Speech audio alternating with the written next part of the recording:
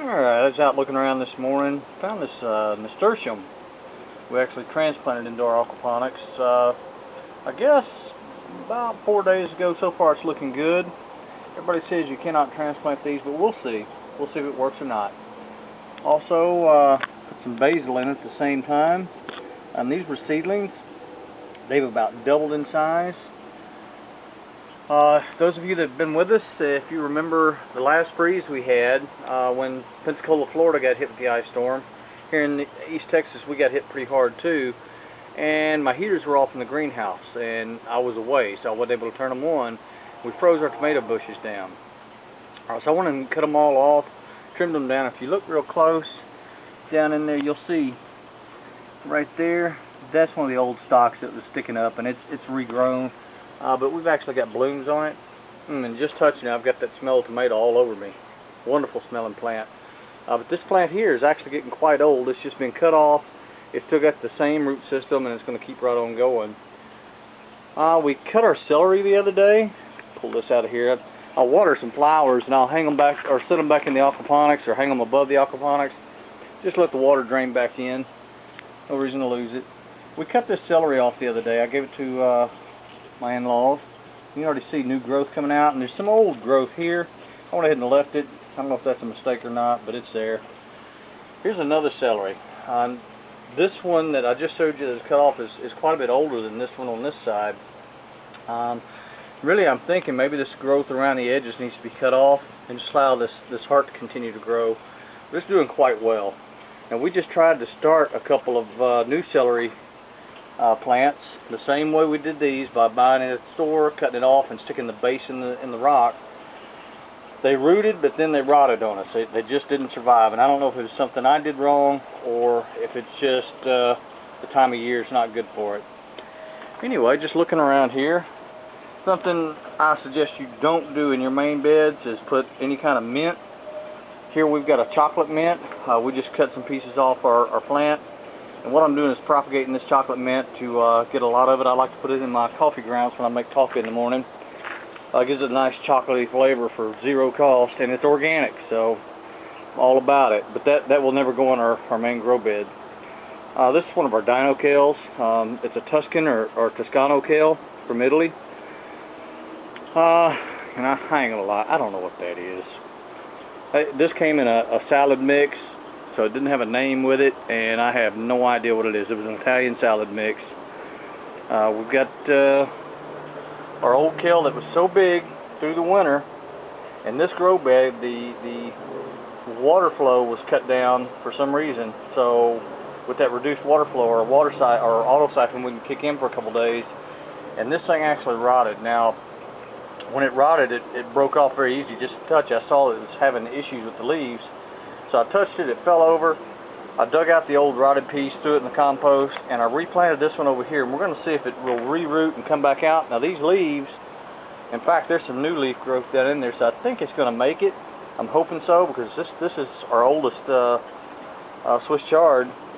Hope I didn't just call that kale, but it's our oldest Swiss chard, and it's starting to come back out. All these leaves were curled up and droopy and really in bad shape. See our friend Moth there. Let's capture him. Well, he got away from me. Let's say if I capture him, I'll give him to the fish. But anyhow, you'll see we've got a cauliflower here that's going to seed. Cauliflower. Another cauliflower here that we cut off. We've eaten that. We just cut this one yesterday, so we're getting ready to eat it. There's another one up there that we've already cut and eat. Here's one we're getting ready to cut. There's a small one right there. And then there's another one here somewhere, but I know we've got 3 left. Anyway, some more of that dino kale. Our Brussels sprouts are just doing fabulous. I've never grown them before in my life. I've never tasted them, so I don't know what they taste like. The wife and my daughter love them, so we're going to give them a shot. But down in here, you see it's time to clean some leaves out. I've got some yellowing old leaves here that are dying. Anyway, down in here, some more Swiss chard that's growing very slow because it's not getting any sunlight due to this Brussels sprout. But I'm not going to pull the Brussels sprout until we harvest. Let's go a little farther over. Some Brussels sprout, or some, I keep saying kale, it's Swiss chard. This Swiss chard here is more of a rainbow type. It's got a different color to it. It's more of a white color. We've got more that's pink here. There's some on the other side. See there, it's a yellow color. I hope that color comes out. Let me walk around the other side of this thing. Our plants just exploded, and we cut a lot of them back. You see here, we've been eating off this dino kale right here, this Toscano. Same thing here, we've been cutting the leaves off and just going to town. Now, I took a picture a little while ago of a frog, and I'll show you that in a minute, but here's some more of that rainbow chard. See that yellow color next to the red? But where it's getting sun, it's doing real well. Some Redino lettuce, it's fallen over. I sprayed all this with water this morning and kind of knocked it over. It'll stand back up after a while. Also noticed garlic.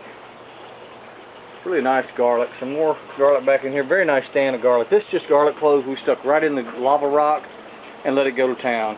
Here's another one here. And then this poor little pepper plant down in here. It is not doing well because it's just not getting enough sun. As we move things around and harvest things in this grow bed, I'll probably dig that out and move it over to where it'll get better sun. This is a spinach plant in here. It had some funny looking leaves. When we had our potassium deficiency, it was getting in bad shape. Went ahead and picked those off. You can see the new growth of leaves coming out right there. I hope you can see it. And of course our strawberry plants. We've only got 3 in here right now. There's a strawberry down there, and I had been picking them off and decided not to pick that one off, just to let it grow. There's another one beside it. We'll see how it does. These beds are mature now, so we'll see how everything turns out. Here's some yellow crookneck squash that is not very old. It actually was a volunteer. I don't know how it got here, but we had some that came up on the ground right beside our grow bed. It was right down there. So I dug them up, put them in the grow bed. Right there we've got some cucumbers. 1, 2, 3, 4 of them. Black-eyed pea that is not doing really good because it's not getting sun, I believe. Same on the other side. More Redino lettuce. More whatever this is, I don't know. Another type of Italian lettuce that's about to go to seed. I'm going to try to save seeds from it. And look in here at the onions. Sometime back, I did have onions spread throughout the system, but sometime back I decided to consolidate them all in the same area. I don't know how well that's showing up. I'm having a hard time getting in here. I cut these onions off, about 3 days ago, and they're already regrowing. Same here. I cut 4 of them the same day. There's another one. But I cut them off way down here, and they've already grown about 3 inches in just about 3 days. So they're just doing fantastic, leaving those roots in the grow bed, cutting them off, use them in salads or whatever. We actually used them with our burgers to eat. They were fantastic. That should be about it for our update. Just want to show everybody how it was going. If you'll remember that potassium deficiency I was talking about, it had a lot of our leaves curling up, which on dino kale this is normal. You're going to see this. But a lot of our other plants were wilting, and the leaves were curling and yellowing on the old growth, and we had a lot of issues with the plants. And we were also having a bug infestation at the same time. Through a little research, we figured out it was a potassium deficiency. We also had an iron deficiency. It had been quite some time since we added any iron. And with our pH level, we have to add a particular iron, which I'll list below this video. That way you can see what we have to use. I'll also list what you need to use if you've got a lower pH. That's a little cheaper iron. Oh, something I forgot. New cilantro plants down here. All of our cilantro bolted at the same time about a month ago. When it started getting hot. There's some more right there. Okra.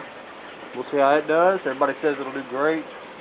Our chives we just cut off yesterday. Sorry I missed that in the original video, but there it is. Anyway, everything seems to be doing really well. We do still have leaf damage from that potassium deficiency and iron deficiency, but not a big deal. The insects are gone now. Everything's getting healthy again. And just to show you, yeah, he's still there. See if I can zoom in. That's our temporary solar water heater I put together, and I don't know if you can see him or not, but there's a frog right there. I can stick my finger in there and point. Right near the end of my finger, there's a frog there, and you can find the picture on the Facebook group. I'll post that in a little bit. Anyway, that's it for our update from True Aquaponics. Back out of here because that super zoom is blinding. And everybody have a great day.